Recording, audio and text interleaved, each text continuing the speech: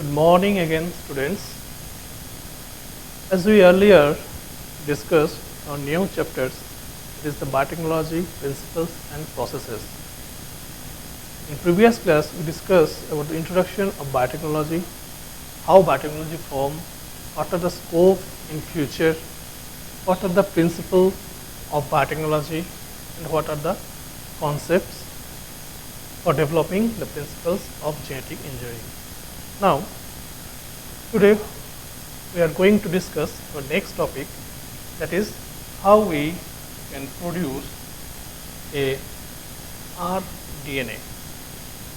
How we produce the rDNA? Before we produce the recombinant DNA or the rDNA, there is such tools are there. Tools क्या क्या है? First we need the restriction enzyme. Okay? Restriction enzyme is also called the molecular scissor. It helps to cut the DNA. Next, the DNA polymerase. DNA polymerase is responsible for the replication of DNA. अब DNA को एक बना लिया, एक particular gene को हम लोग cut किया, कट करने के बाद उस पर्टिकुलर जीन का कॉपी नंबर को बढ़ाना पड़ेगा. कॉपी नंबर को बढ़ाने के लिए हम लोगों को क्या चाहिए होता है? DNA polymerase एंजाइम चाहिए होता है. ठीक है. नेक्स्ट क्या हो सकते हैं? नेक्स्ट टूल हो सकता है हम लोग का DNA ligase, which is also called the molecular glue. molecular glue मतलब जब DNA को हम लोग कट किया, कट करने के बाद जब वो डिजायर जीन को हम लोग कोई ऑर्गेनिज्म का खुद का DNA के साथ जोड़ेंगे, तब हम लोगों को कुछ ग्लू चाहिए. जैसे हम लोग पेपर में ग्लू यूज़ करते हैं उस चीज़ को चिपकाने के लिए, सेम चीज़ मॉलिक्यूलर बायोलॉजी के केस में हम लोग DNA लाइगेज बोल के एक एंजाइम है जिसे यूज़ करते हैं as a molecular glue. Next होता है वेक्टर. वेक्टर मतलब हम लोग जानते हैं able to transport from one substance from one place to another place, है ना. In case of recombination DNA technology we use some vectors. It may be some virus, it may be some bacteria, you can say microbes. So microbes play important role for the transfection, or you can say transmission of our desired gene from one organism to another organism. Okay, इसका और एक नाम होता है molecular vehicles. Next हम लोग पढ़ते हैं होस्ट ऑर्गेनिज्म. होस्ट ऑर्गेनिज्म जैसे हम लोग डिस्कस किया था, कोई भी एक मान लो पर्टिकुलर एक ऑर्गेनिज्म है, इस ऑर्गेनिज्म के अंदर एक DNA है, इस DNA के अंदर ये पर्टिकुलर जीन हम लोगों को चाहिए. अब ये जीन को हम लोग कोई एक ऑर्गेनिज्म के बॉडी के अंदर इनकॉर्पोरेट करने के लिए कोशिश करेंगे. तो इसके पास इसका खुद का एक DNA होगा, है ना. उस पर्टिकुलर DNA में ये DNA को हम लोग को लाइगेट करा दिया with the help of ligase, जो कैरी करके लेके आया ये क्रोमोसोम को या जो DNA को, वो हो गया वेक्टर. तो वेक्टर पर्टिकुलर डिजायर जीन को लेके आया एक होस्ट ऑर्गेनिज्म के अंदर. ठीक है. नाउ ये होस्ट ऑर्गेनिज्म क्या करेगा? रेप्लिकेट करके अपना नंबर को बढ़ाएगा. अपना नंबर को जब भी बढ़ाएगा उसके अंदर ये डिजायर जो जीन था, ये जीन प्रोडक्ट भी हम लोग को मिल जाएगा इधर. ठीक है ना, जो है basic principle of rDNA technology. अब इसके बारे में restriction enzyme, DNA polymerase, DNA ligase, vector, host organism, इसके बारे में हम लोग और भी डिटेल्स में डिस्कस करेंगे. ठीक है. सो हम लोग पहले स्टार्ट करते हैं रिस्ट्रिक्शन एंजाइम्स और you can say the molecular scissor से. ठीक है. इसमें क्या होता है हम लोग देखते हैं. यहाँ पे देखो, यहाँ पे हमने रिस्ट्रिक्शन एंजाइम के बारे में पूरा डिस्क्राइब करने के लिए कोशिश करेंगे. First of all, what is restriction enzyme? Restriction enzyme are such type of enzyme which are able to cut the DNA fragment in different portion. कोई भी एक पर्टिकुलर पोर्शन में जाके वो एंजाइम दो हाफ में डिवाइड कर देता है DNA को. ठीक है. वो DNA को हाफ करता है किस लिए? क्योंकि वो सीजर का काम करता है. अब अगर मान लो कोई मुझे एक डिजायरेबल जीन चाहिए जो DNA के अंदर हिडन है, उस पर्टिकुलर जीन को अगर कट करके बाहर निकलना है, we have to use the scissor. और सीजर मतलब यहाँ पे मॉलिक्यूलर लेवल में काम हो रहा है, जो DNA हम लोग विजिबल नहीं होता है. तो वो DNA को अगर हम लोग DNA के अंदर से वो पर्टिकुलर जीन को अगर कट करना है, तो we cannot simply use the scissor. We have to use some enzymes which are able to cut that specific point of the DNA, either in single stranded or in case of the double stranded. Okay, for that purpose we use the restriction enzyme in formation of rDNA. ठीक है. Now we see what are the types of restriction enzyme. कितना कितना type का restriction enzyme हम लोगों को मिल सकता है. Restriction enzyme are generally three types. First one is the exonuclease, second one is the endonuclease, and third one most important, that is the restriction endonuclease. ठीक है.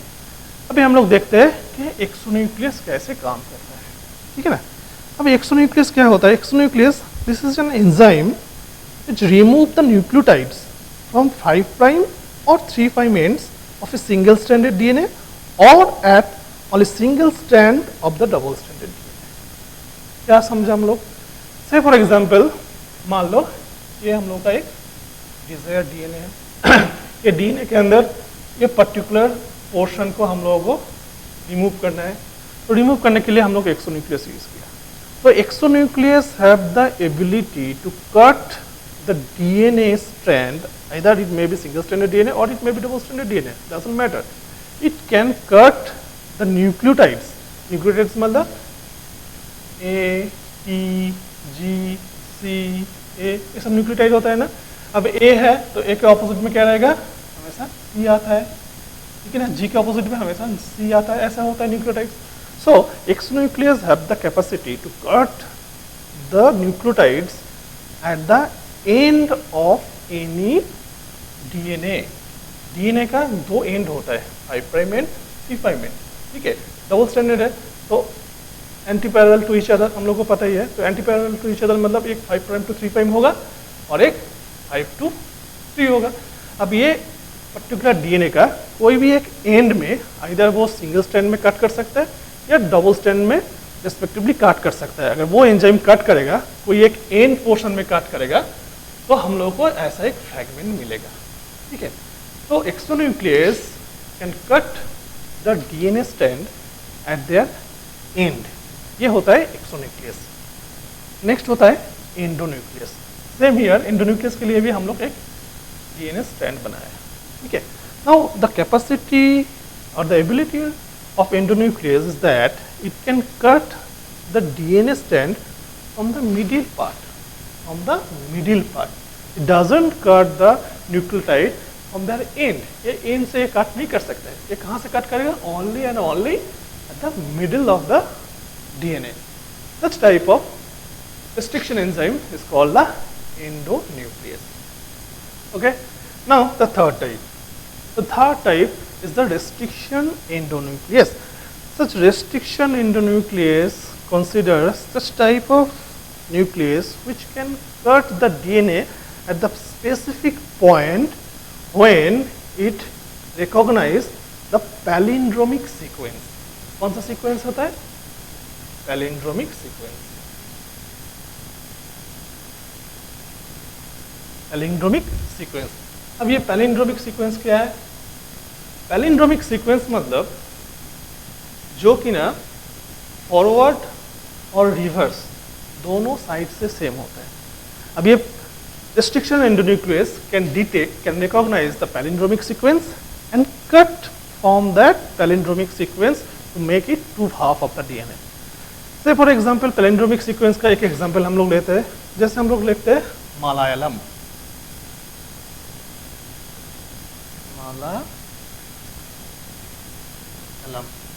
ठीक है. तो मलयालम में क्या हो रहा है?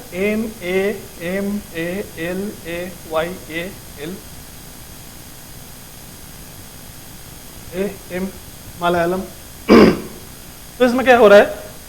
फ्रॉम राइट टू लेफ्ट जो सीक्वेंस है, from left to right same sequence है. ऐसा सीक्वेंस को हम लोग कहते हैं palindromic sequence. Say for example मान लो बहुत सारा नाम होता है ना तुम लोगों का. से फॉर एग्जाम्पल मान लो मोजोम. MOJOM. मोजोम. यहाँ पे क्या हो रहा है? राइट से MOJOM, लेफ्ट से स्टार्ट करने से भी सेम सीक्वेंस आ रहा है. से फॉर एग्जाम्पल तुम लोगों का जो सब टाइटल होता है एथे, ETA.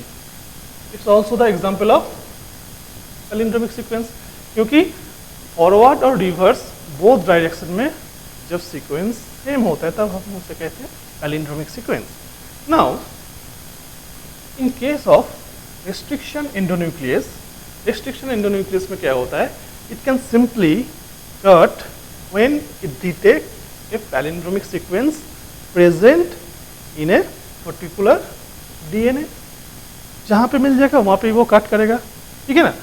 नाउ यहाँ पे हम लोग देखते हैं एक सीक्वेंस था, इस सीक्वेंस में मान लो एक पैलिंड्रोमिक सीक्वेंस मिला था, ठीक है। यहाँ पे पैलिंड्रोमिक सीक्वेंस में मतलब यहाँ पे लेटर क्या क्या होगा, ए हो सकता है, टी हो सकता है, जी और सी, क्योंकि ये 4 बेस पेयर से बनता है DNA. Adenine, guanine, thymine, cytosine, ये 4 लेटर होता है। तो ये 4 लेटर के अंदर अगर कहीं पे पैलिंड्रोमिक सीक्वेंस मिल जाएगा तो उस पर्टिकुलर पैलिंड्रोमिक सीक्वेंस को डिटेक्ट करने के लिए कोई एक पर्टिकुलर रिस्ट्रिक्शन एंडोन्यूक्लियस होता है, जो पर्टिकुलर रिस्ट्रिक्शन एंडोन्यूक्लियस उस पर्टिकुलर पैलिंड्रोमिक सीक्वेंस को डिटेक्ट करेगा और वहाँ पे कट करेगा, ठीक है ना।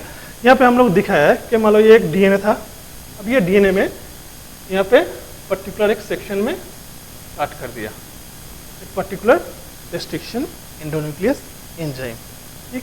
Now restriction endonuclease are generally 3 type. क्या क्या होता है, टाइप 1, टाइप 2 एंड टाइप 3। सबका अलग अलग फंक्शन होता है, सबका अलग अलग फंक्शन होता है। नाउ ड्यूरिंग द मैन्युफैक्चर और during the formation of R DNA technology we can simply use the type 2 restriction endonuclease।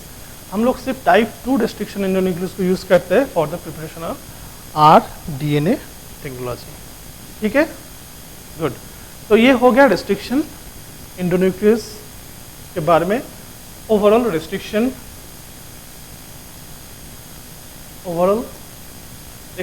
Enzyme के बारे में एक आइडिया। नेक्स्ट पेज में हम लोग देखते हैं कि ये फंक्शन कैसे करता है, how the restriction enzyme functioning. As we know in earlier chapters we see that the restriction endonuclease are the enzyme which is used for the preparation of rDNA technology। restriction endonuclease को हम लोग use करते हैं। now that restriction endonuclease should detect first some palindromic sequence। now यहाँ पे अगर हम लोग देखेगा एक सीक्वेंस मान लो, एक सीक्वेंस है, ठीक है। अब ये सीक्वेंस में हम लोग क्या देख रहे हैं, ये सीक्वेंस में हम लोग देख रहे हैं कि यहाँ पे पैलिंड्रोमिक सीक्वेंस है। देखो 5 प्राइम टू 3 प्राइम में क्या है, G A A T T C। 5 prime to 3 prime ये डायरेक्शन में जा रहा है।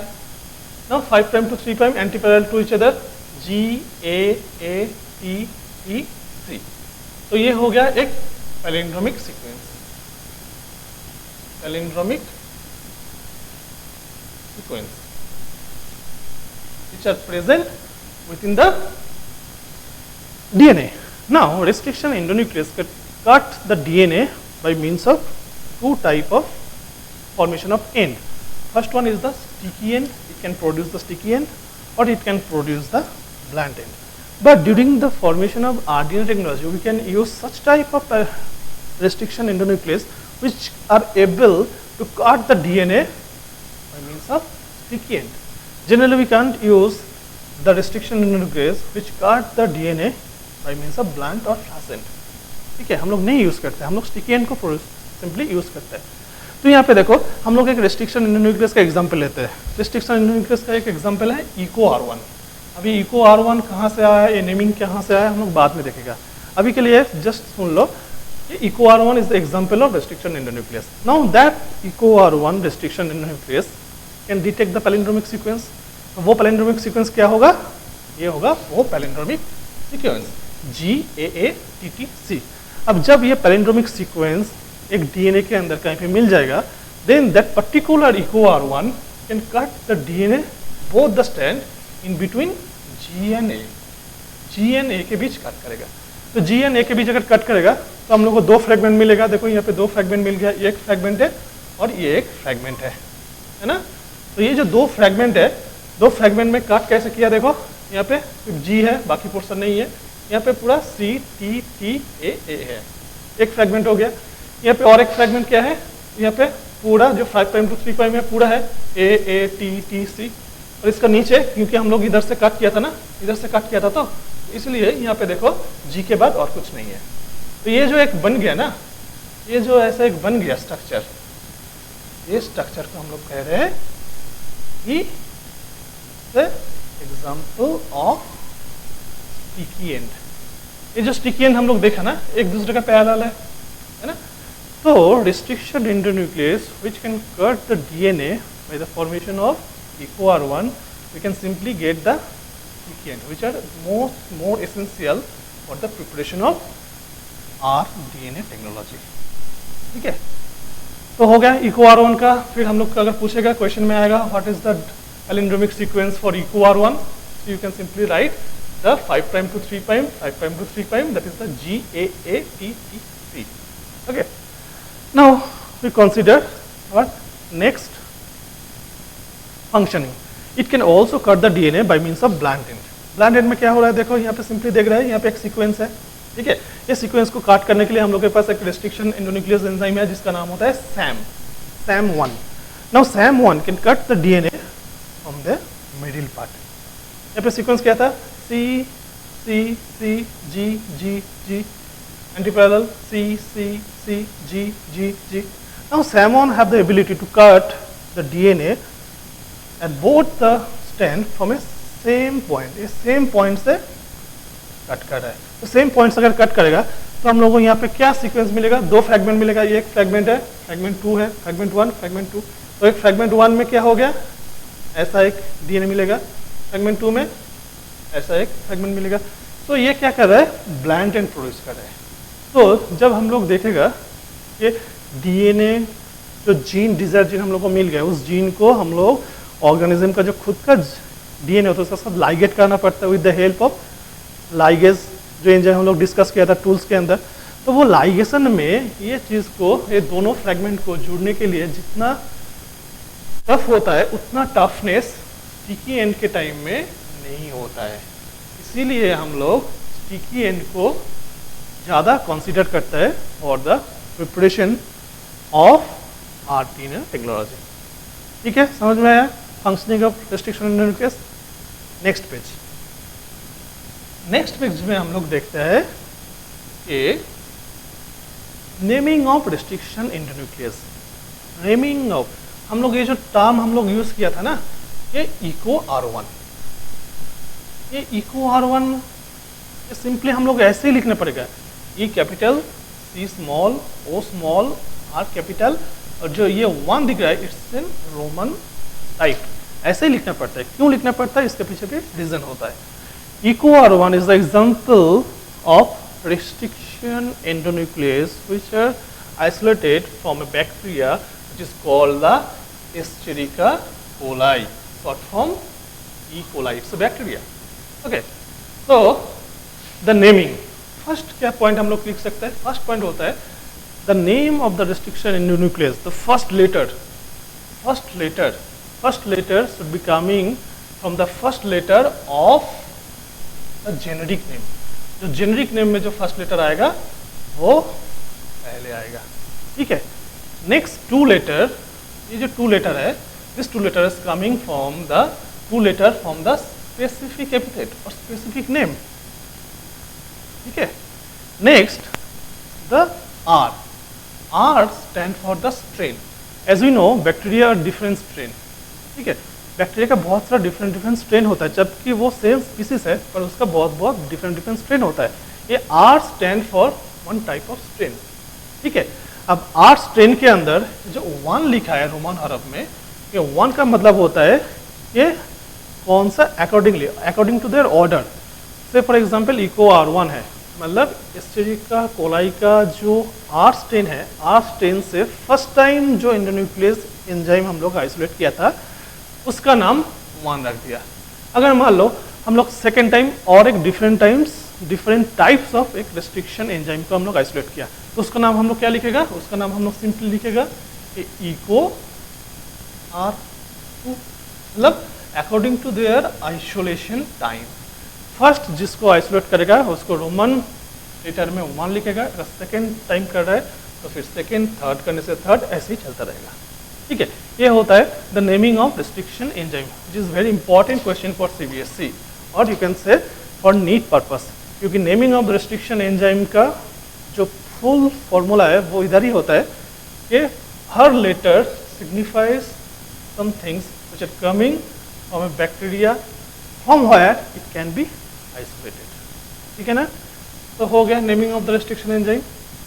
नेक्स्ट होता है, बहुत इंपॉर्टेंट है ये, नेक्स्ट होता है the action of restriction enzyme to form the rDNA. अब ये जो रेस्ट्रिक्शन एंजाइम हम लोग यूज़ कर रहे हैं, फॉर एग्जांपल यहाँ पे हम लोग लिया है, किसको लिया है, इको आर1 को लिया है, इको आर1 को ऐसे एग्जांपल लिया। हम लोग को पता ही है कि Eco R one can detect the sequence this one GAATTC, है ना। अब यहाँ पे क्या हो रहा है, जो हम लोग एक्शन देखने के लिए जा रहा है वो कैसे कट करे वो हम लोग को अभी देखना पड़ेगा। तो यहाँ पे क्या हो रहा है, देखो यहाँ पे हम लोग एक सीक्वेंस दिया, से फॉर एग्जांपल ये एक पूरा डीएनए का सीक्वेंस है। ठीक है, इस डीएनए का सीक्वेंस के अंदर इसका लेफ्ट साइड में एक सीक्वेंस है जो कि ना रेस्ट्रिक्शन एंडोन्यूक्लियस डिटेक्ट करेगा इको आर1, इधर भी एक सीक्वेंस है, इसको भी डिटेक्ट करेगा इको आर1। बीच में जो है ये मान लो हम लोगों का डिजायर जीन है। अब ये पर्टिकुलर जीन को हम लोगों को चाहिए for their multiplication purpose, it have to send to the other organism, और कोई वेक्टर के साथ पर्टिकुलर को लाइगेट करना पड़ेगा। उसके लिए क्या करेगा, तो पर्टिकुलर डीएनए को हम लोग ले लिया, है ना। अब डीएनए के साथ हम लोग रेस्ट्रिक्शन एंडोन्यूक्लियस से फॉर एग्जांपल इको आर1 को हम लोग ऐड कर दिया। तो इको आर1 क्या करेगा, इको आर1 पहले रीड करेगा, इस फ्रेम को रीड करेगा। तो रीड करने के टाइम उसने देख लिया कि यहाँ पे एक उसका पर्टिकुलर सीक्वेंस मिल गया जो कि यहाँ GAATTC है, लास्ट में भी एक सीक्वेंस मिल गया। तो it can simply cut that DNA into 3 different fragment.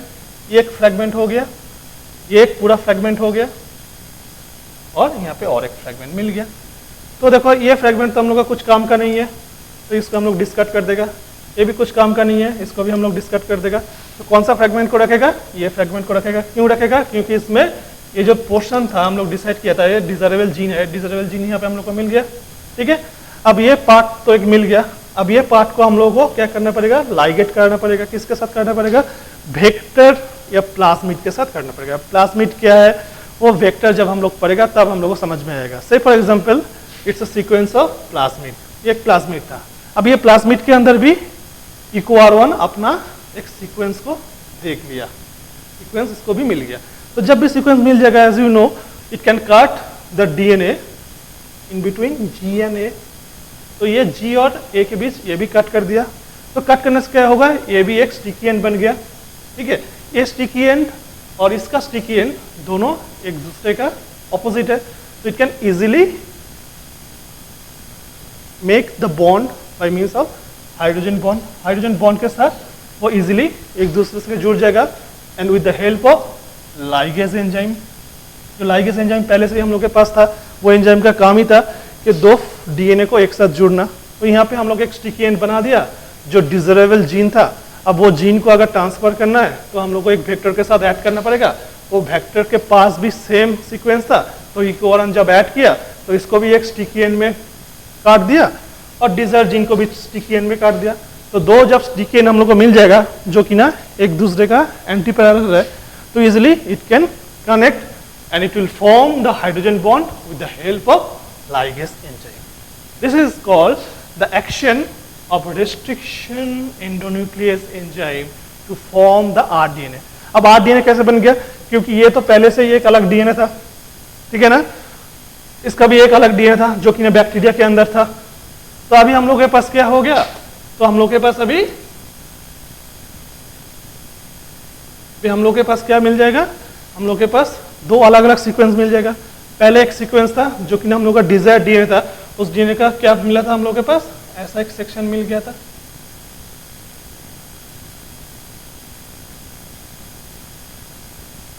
ठीक है ना। और जो फॉरेन मतलब जो प्लाज्मिड के पास था, प्लाज्मिड के पास जो था वो यहाँ पे कैसे अटैच हो जाएगा,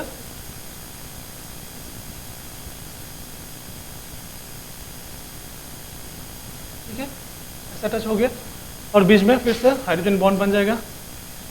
तो ये वन टाइप ऑफ डीएनए था, ये अनदर टाइप ऑफ डीएनए था।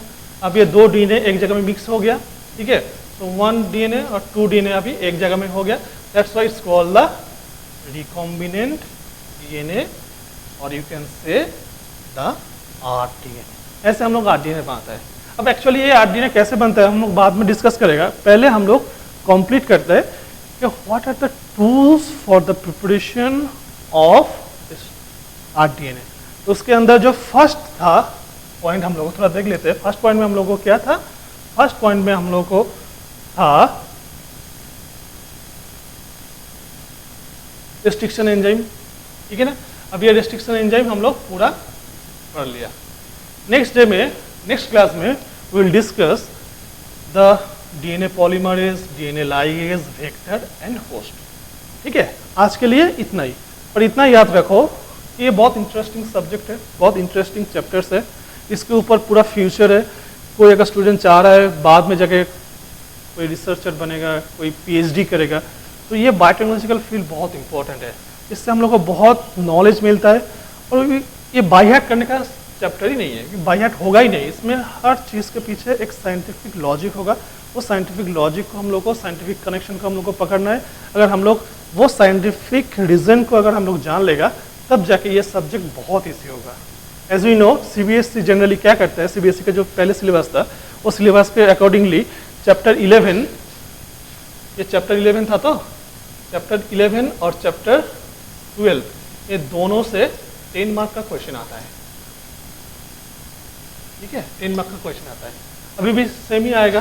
तो ये दो चैप्टर से 10 मार्क का क्वेश्चन आ रहा है, मतलब ये चैप्टर को अच्छे से पढ़ना है अगर समझना है तो, क्योंकि फ्यूचर में इसका बहुत सारा एप्लीकेशन आएगा। ठीक है, तो ठीक है, आज के लिए बस इतना ही। नेक्स्ट क्लास में हम लोग डिस्कस करेंगे कि बाकी टूल्स का क्या फंक्शन है।